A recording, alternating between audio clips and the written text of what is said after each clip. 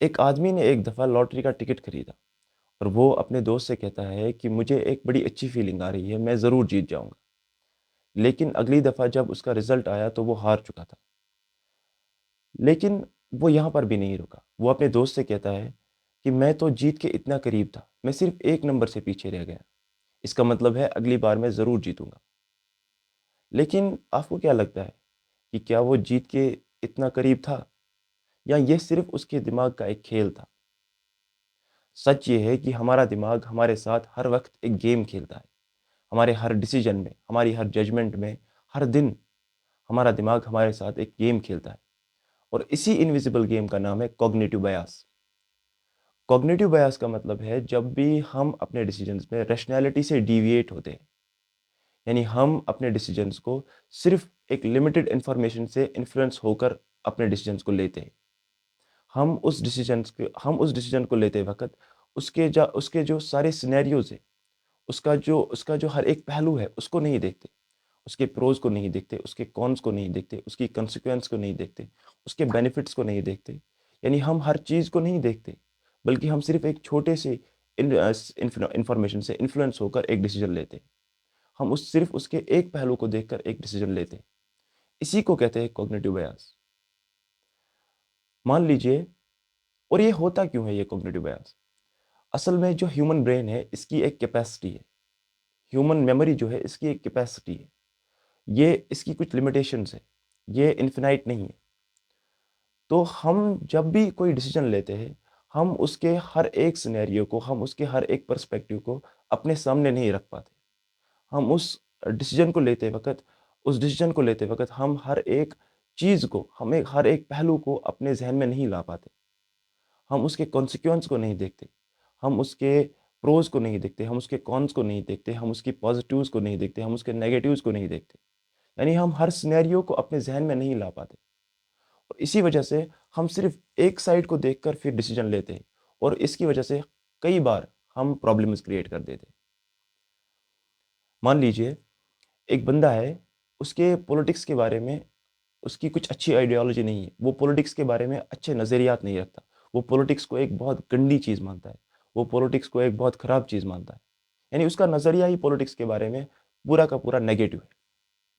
अब जब भी वो न्यूज़ देखेगा, जब भी वो पॉलिटिक्स के बारे में व्यूज़ पढ़ेगा, जब भी वो प्योर पॉलिटिक्स के बारे में कुछ भी पढ़ेगा, कुछ भी सुनेगा, तो वो सिर्फ़ वो सुनना चाहेगा जो उसके व्यूज़ के साथ मैच होते, जो उसके नज़रियात के साथ मैच होते। वो सिर्फ़ वो न्यूज़ देखेगा जिसमें पॉलिटिक्स को गंदा करार दिया गया, जिसमें पॉलिटिक्स को बुरा कहा गया। वो सिर्फ़ उन चीज़ों को पढ़ेगा जिसमें पॉलिटिक्स के बारे में गंदी-गंदी, बुरे-बुरे ख़यालात रखे गए। वो कभी भी वो चीज़ नहीं देखेगा जिनमें पॉलिटिक्स के बेनिफिट्स भी बयान किए गए, जिनमें पॉलिटिक्स को एक अच्छी चीज़ भी बयान की गई। वो उन चीज़ों को नहीं देखेगा क्योंकि वो उसकी अपने नज़रियात के साथ कॉन्ट्राडिक्ट करते हैं। और इसी को कहते हैं कॉग्निटिव बायस। और ये कॉग्निटिव बायस सिर्फ़ यहाँ पर आइडियोलॉजीज़ तक महदूद नहीं है।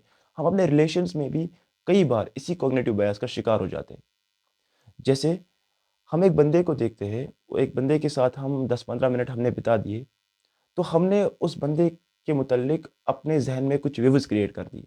हमने उस बंदे के मुतल्लिक अपने ज़हन में कुछ नज़रियात बना लिए। हमने उस बंदे के मुतल्लिक कुछ चीज़ें इमेजिन कर ली। लेकिन अगली दफ़ा जब हम उस बंदे को अच्छी तरह से देखते हैं, हम जब उसके साथ अच्छा टाइम स्पेंड करते हैं, उसके साथ बहुत ज़्यादा टाइम स्पेंड करते हैं, तो हम सोचते हैं कि मैंने तो इसके बारे में ये सोच रहा था, लेकिन ये तो ऐसा निकला। ये तो ऐसा है, ये तो वैसा है। मैं तो इसके बारे में ऐसा सोच रहा था। मेरे ज़हन में तो इसके मुतालिक ये ख़यालात थे। ये तो ऐसा नहीं है, तो मुझे इसके साथ नहीं चलना चाहिए, मुझे इसके साथ नहीं बैठना चाहिए, इसको छोड़ देना चाहिए। यानी हम अपने अपने ज़हन में एक दूसरे की लाइफ़ को इमेजिन करते हैं। हम अपने ज़हन में दूसरे की लाइफ़ के मुतालिक कुछ व्यूज़ क्रिएट करते हैं और फिर हम चाहते हैं कि उसकी लाइफ़ वैसे ही हो जैसे हमने इमेजिन किया था। और यही है कॉग्निटिव बायस, यही है बायसनेस। और इसी बायसनेस की वज़ह से हम अपने रिलेशंस खो देते हैं, हम अपने रिश्ते खो देते हैं। और यहाँ तक कि नहीं, हम अपने फाइनेंशियल जो डिसीजंस होते हैं, उनमें भी हम कई बार इसी बायसनेस का शिकार हो जाते हैं।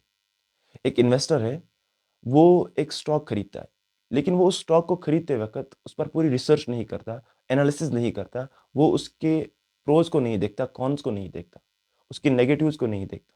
वो ये नहीं देखता कि क्या इसकी बैकग्राउंड क्या रहा है, इसकी हिस्ट्री क्या रही है।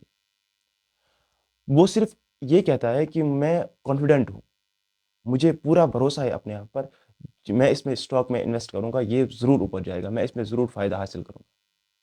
यानी वो अपने इस ओवर कॉन्फिडेंस की वजह से, वो इस अंधे एतमाद की वजह से एक ऐसा डिसीजन ले लेता है फिर जिसके ऊपर उसको पछताना पड़ता है। और इसको भी ये भी होता है कॉग्निटिव बायस, ये भी एक बायसनेस है जो वो अपने फाइनेंशियल डिसीजंस में भी लेते हैं।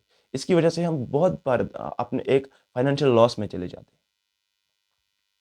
तो ये जो कॉग्निटिव बायस है, ये इंसान में नेचुरली है, ये नेचर की तरफ से इंसान में मौजूद है ये कॉग्निटिव बायस। और इसकी वजह से हम कई बार अपने गलत डिसीजन ले लेते हैं, हम गलत जजमेंट्स क्रिएट करते हैं। लेकिन अब इस कॉग्निटिव बायस को पूरी तरीके से खत्म नहीं किया जा सकता, लेकिन इसको ओवरकम जरूर किया जा सकता है। इसको हम ओवरकम कर सकते हैं। और वो कैसे? हमें इस कॉग्निटिव बायस को समझना होगा कि ये वर्क कैसे करता है, इसके मैकेनिज्म को समझना होगा। कैसे हम अपने डिसीजन में कॉग्निटिव बायस का शिकार हो जाते हैं, हमें इस चीज़ को समझना होगा। और इसके मुतालिक हमें एजुकेशन हासिल करनी होगी, इसके मुतालिक हमें अवेयरनेस हासिल करनी होगी और दूसरे लोगों तक इसकी अवेयरनेस फैलानी होगी, ताकि जब भी हम कोई डिसीजन ले, चाहे वो प्रोफेशनल लाइफ में हो, चाहे वो पर्सनल लाइफ में हो, चाहे वो फाइनेंशियल डिसीजंस हो, जब भी हम वो डिसीजन ले तो हम उनमें इस बायसनेस का शिकार ना हो और फिर हम वो डिसीजंस गलत ना लें, हम अपने लिए प्रॉब्लम्स ना क्रिएट करें।